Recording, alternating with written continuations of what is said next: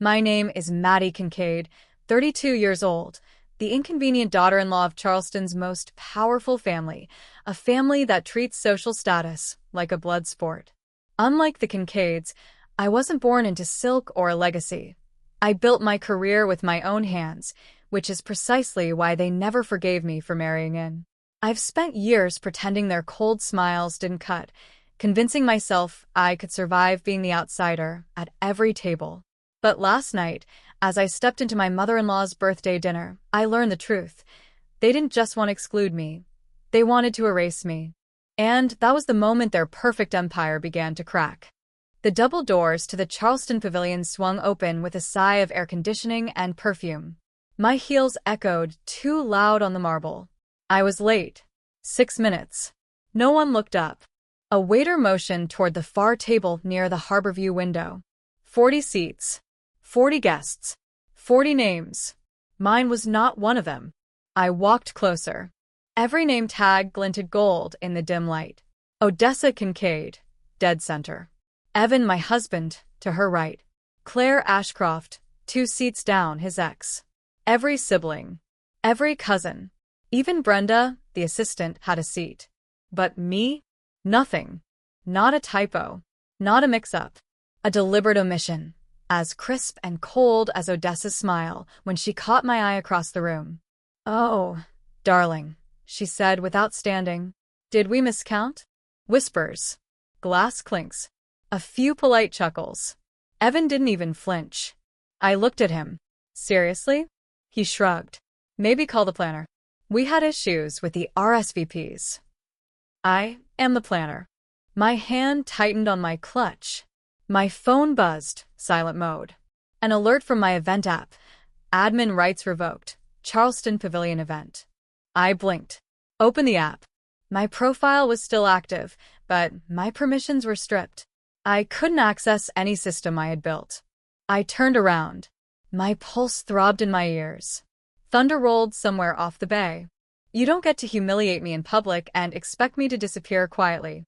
Outside, the night slapped me with salty wind. My black dress snapped against my legs. I opened the app again. This time, I didn't hesitate. Top. Cancel venue. Tap. Notify vendors. Top. Lock out guest account access. Within 90 seconds, the entire back end of the event was imploding. Another 30 seconds, and every florist, sommelier, and violinist had received new instructions. Services no longer required. They would notice in 15 minutes. I gave myself 10. At the valet, a white glove tried to take my keys. I shook my head. I won't be staying. The car door slammed. Engine roared. I peeled away from the curb and didn't look back. Inside the pavilion, the waitstaff were already getting silent alerts. The maitre d' froze mid-sentence, staring at his tablet. A text pinged onto my dashboard screen. Unknown number.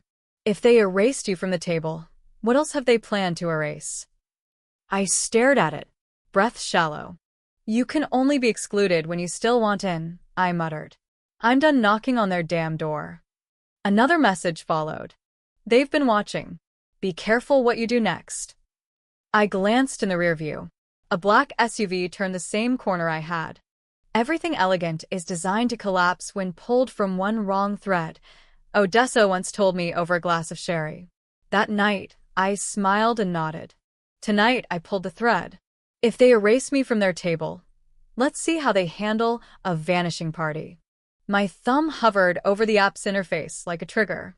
Confirm cancellation. I tapped it. No hesitation. The screen blinked once. Then again. A red notification pulsed at the top. Administrator override attempted. They were trying to block me right now. I killed the app and went straight to the core. Backend access. Internal event key codes. My own system, my own build from years ago. Every safety net I ever programmed, now weaponized by someone else. Rain tapped the windshield like impatient fingers. Wipers slid back and forth as if nervous. The Charleston Pavilion was collapsing from the inside. No dinner. No quartet. No signature rose from that Napa vintner Odessa liked to name drop. But that wasn't enough. Something's wrong. Too many flags. Too many blocks. I drove straight to my office. Third floor, converted warehouse, no doorman. Clean. Empty. Inside, I locked the door, blinds down. I opened the console on my desktop, a black box system I never gave anyone access to. One key code. One fingerprint. One truth. Lines of code scrolled. Fast. Blinking red. Unauthorized credentials, used in my name, rerouted 3 invoices. One of them led to a fund labeled ESK, Advisory, Claire Ashcroft. My stomach dropped. Claire wasn't just an ex. She was Evan's ghost. The one they dressed me up to replace at family functions, then punished me for not being her. The invoice was dated last week. A hotel suite listed under Board Strategy Consultation. There's no such board. Cut scene. Doorbell. I froze.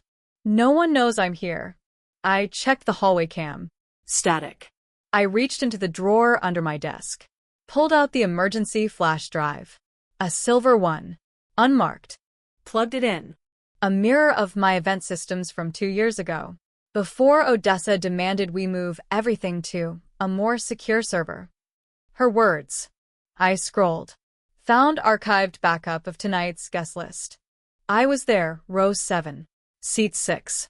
M. Kincaid. Next version. Seat deleted. Another version. Same list. Claire Ashcroft inserted. My name overwritten. They didn't just remove me. They replaced me. A soft breath escaped. My fingers trembled on the keys. This wasn't a mistake. This was a hit. Phone buzzed. Unknown number again. They needed you gone before the new contract activated. Claire's not just the replacement. She's the fallback plan. Lightning split the sky outside. I clicked into my shared calendar with Evan. A meeting last month. AMC Trust, initial signatories. I'd never been invited. I checked access logs. 2 devices logged in using my credentials yesterday. One from Evan's laptop. One from an IP address pinging off Odessa's estate. Everything elegant is designed to collapse when pulled from one wrong thread. And I just yanked the whole damn tapestry. I opened the system permissions page. Locked out. Tried my admin override key. Blocked. Tried again. This time using the buried passcode I only ever stored offline. Something no one could guess. Success. Control panel opened. A new notification appeared, something I hadn't seen before. Motion access detected. Admin panel accessed from remote. A map loaded. My own screen mirrored. Someone else was watching everything I typed in real time. I slammed the laptop shut. Heart slamming against my ribs. Who had this level of access? And then I remembered. Last year, I gave one person emergency recovery rights when I had that surgery and couldn't walk. Brenda. Odessa's assistant. But Brenda would never. Another notification blinked. $4 million transfer request pending. Approval. M. Kincaid. I didn't approve that. The request was to a holding company in Delaware. Registered under CA Holdings. Claire. They forged my digital signature. The software I wrote turned into a weapon against me. Every breath felt like drowning. A flicker of red light blinked on from my laptop's camera. Webcam on. But I hadn't turned it on. It blinked again. Recording. Someone's watching. I reached under the desk, yanked the power. The whole machine went dark. In the sudden silence, my own breathing sounded too loud, too sharp. I stepped to the window. A black SUV idled across the street. Headlights off. Engines still running. Someone sat inside. Watching. If they think I'm bluffing, they've clearly never seen me burn a palace to the ground. I didn't sleep. I sat cross-legged on my hardwood floor, laptop dead beside me. Power cord unplugged like a corpse's furline. 4:12 a.m. Still raining. The SUV was gone. Or hiding. But I felt it, eyes still crawling across my spine. You don't need bars to be trapped. Just enough people in power who believe you're disposable. I moved to the vault. Not a metaphor. An actual vault. One I had installed after Odessa accidentally leaked confidential guest info from a $3 million wedding. I never trusted her again. Punch code. Finger scan. Click. Inside, a gray laptop. Clean. No tracking software. No smart assistant. No linked devices. Just a cold slab of truth. I booted it. The screen flickered once, then loaded. I searched. Kincaid legacy files. There. Folder after folder of tax shelters, trust rewrites, offshore beneficiaries. Every time Odessa revised the family charity paperwork, I'd mirrored a backup here. I clicked on one file. Legacy Trust, Final Edits, Evan, Docs. The first line froze my breath. In the event of failure to produce a direct heir within 36 months of marriage, spouse shall be removed from inheritance structure and replaced per succession clause. There was a name below it. Claire Ashcroft. I stared at it. Cold. Calculated. Timed. I whispered to no one. They built a countdown clock on my uterus. Thunder cracked. It echoed down the hallway like a gavel. Another file. Medical notes, MK. Confidential logs. My IVF consults. My miscarriage. Notes that I never gave anyone. They weren't just erasing me. They were collecting ammunition. Door creaked downstairs. I stiffened. Listened. Nothing. The screen blinked. Connection lost. A second later, the file disappeared, replaced by a red X. No hundo. No recicle bien. The cursor moved by itself. Someone was inside. My laptop webcam turned on again. Red light. Small. Blinking. They were watching. I slammed the screen shut. Yanked the battery. Cut scene. I bolted to the window. The SUV was back. Closer now. Parked across the street, half shielded behind hedges. I grabbed my phone. Tried to call Evan. Voicemail. Tried again. Same. Then a text. Evan, just stay out of this. You're making it worse for yourself. My fingers trembled. It's always worse when the wrong people start asking the right questions. A second text came in. Unknown number. You still think this is about the dinner? I threw the phone. Cut scene. Coffee scorched my throat. I didn't care. I opened the old metal filing cabinet. Pulled out printed logs. Backup papers. Legal forms. Scanned them. Dumped them into a fresh drive. I needed someone neutral. I needed noise. I uploaded the inheritance clause to a burner Dropbox. Sent it to 3 places. My lawyer, a tech journalist, and one person I hadn't spoken to in years. Jules Kim, the forensic auditor who once found $1.2 million embezzled from a church fund Odessa oversaw. She never got paid for that job. Now she would. I labeled the subject line. Truth has teeth. I hit send. Cut scene. A car alarm went off outside. I ducked. Lights flashed. No one moved. Not a soul on the street. Except one. A man in a dark coat. Standing under a street lamp. He looked up at my window. Didn't smile. Just stood. Then turned. Walked back toward the SUV. My pulse jackhammered. I whispered to myself, this isn't sabotage. It's execution, and I'm the next name on the list. The gates to the Kincaid estate whispered open at 3:43 a.m. Code still worked. Either Odessa was sloppy, or she didn't think I'd be bold enough to come back. Either way, that was her first mistake. I killed the headlights. Rolled into the back service entrance, parked under the magnolia trees. The rain had slowed, misting now. Like the house itself was sweating. I used the side key.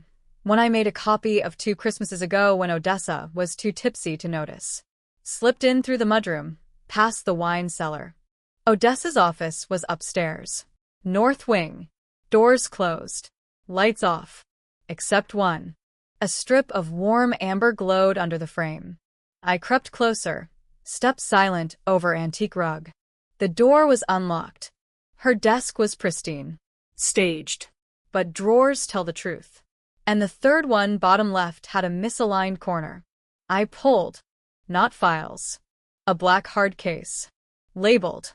Contingency A. Mattie. I froze. Inside, one flash drive, one manila envelope, and a burner phone. The envelope contained a timeline. Every move I'd made for the past year. Bank transfers. Emails. Photos from my IVF appointments. She knew everything. There were sticky notes. Use if she resists. Confirm press contacts. Spin. Health sabbatical. A script. A funeral. For someone still breathing. They were preparing to eliminate me from the narrative. You don't need to kill someone to destroy them. You just need enough people to believe they don't exist. I clicked open the flash drive on my laptop. There were files labeled Kincaid, stability history, misuse of funds, risk profile, emotional triggers. I couldn't breathe. They were going to make me look unstable, mentally unfit, unhinged. Thunder again, closer this time. Headlights slashed across the window. I dropped. A car pulled into the drive. 2 doors slammed. Voices. Sharp. Arguing. Odessa. And someone else. I peeked through the blinds. Delmore Chase. Family lawyer.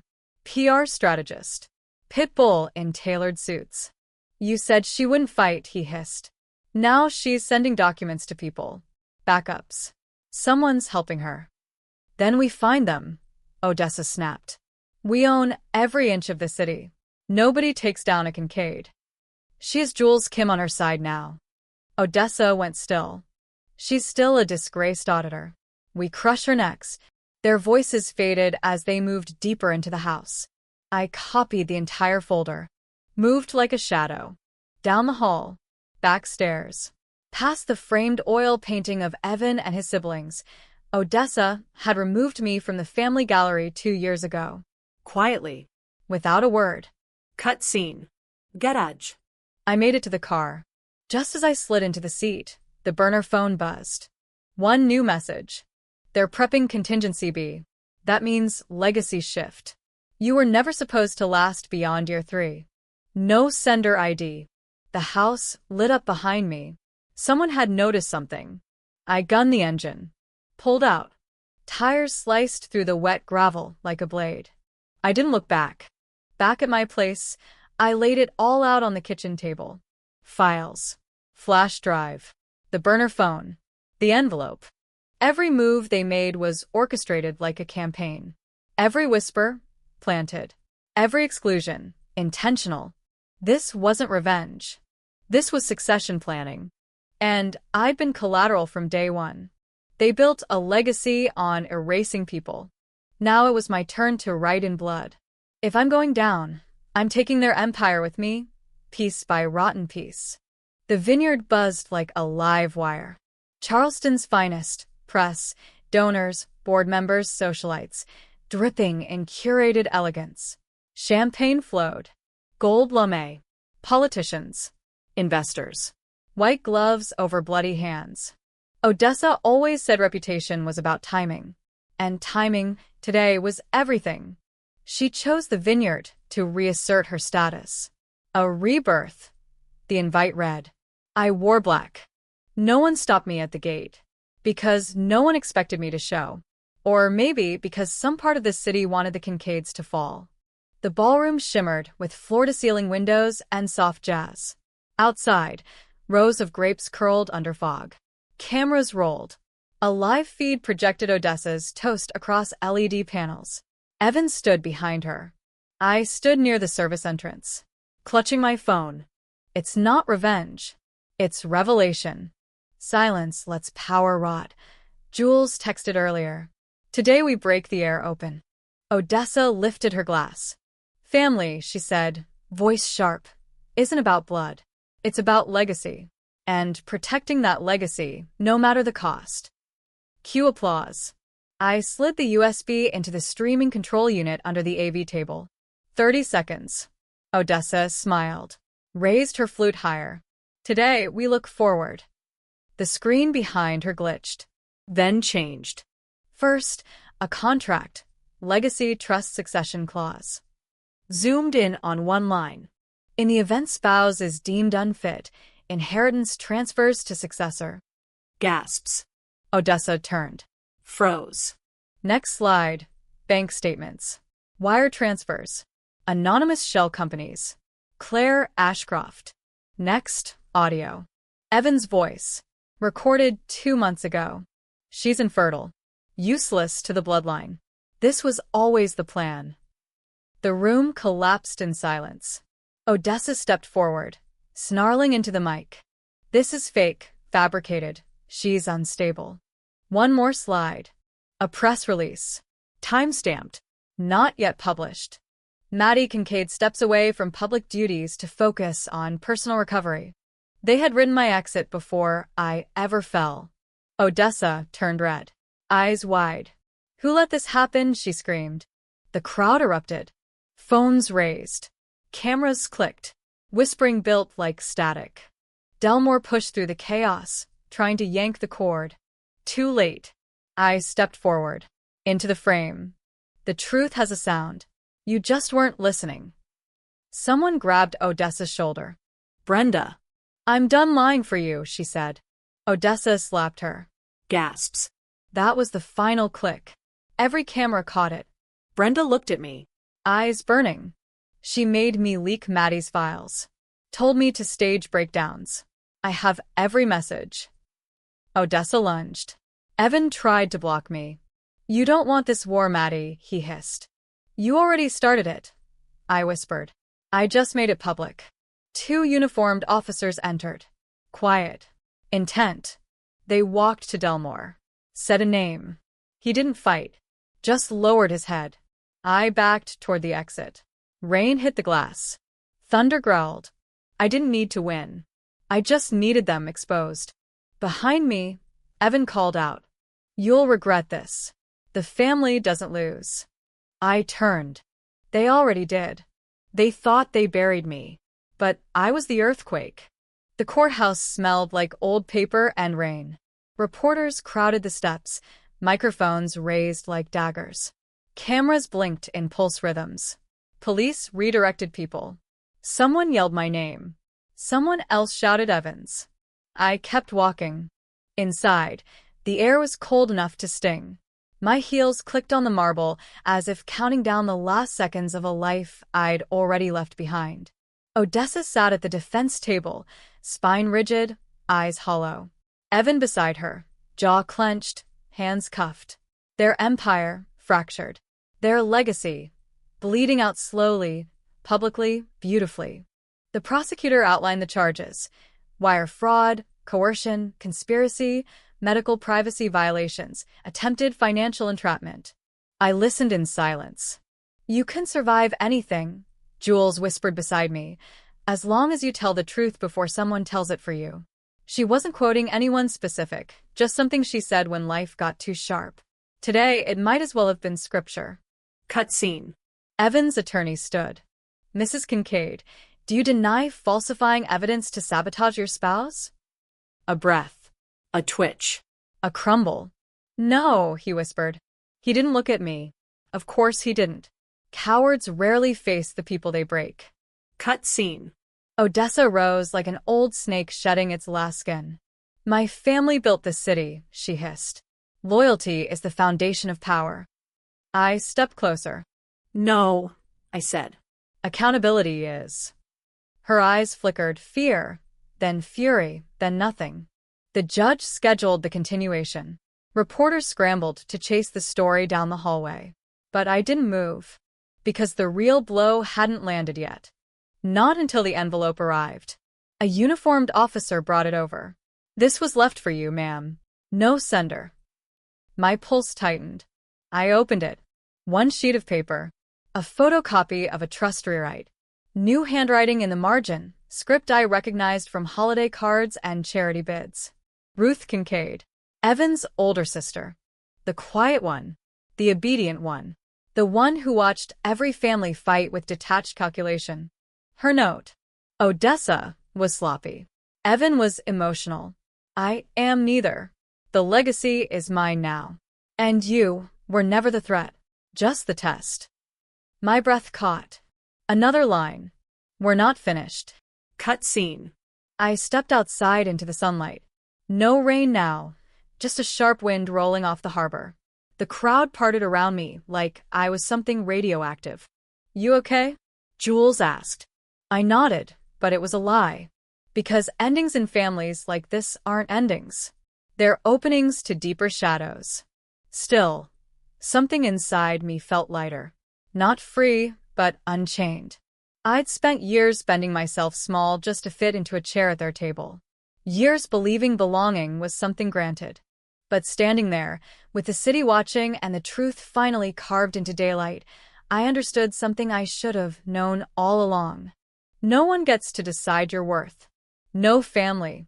No marriage. No legacy. I turned toward the harbor. The wind picked up, scattering a few court papers across the steps. One brushed my ankle. Power isn't about control, I murmured to myself. It's about choosing what you walk away from. A photographer snapped a picture. The shutter echoed like a period at the end of a sentence.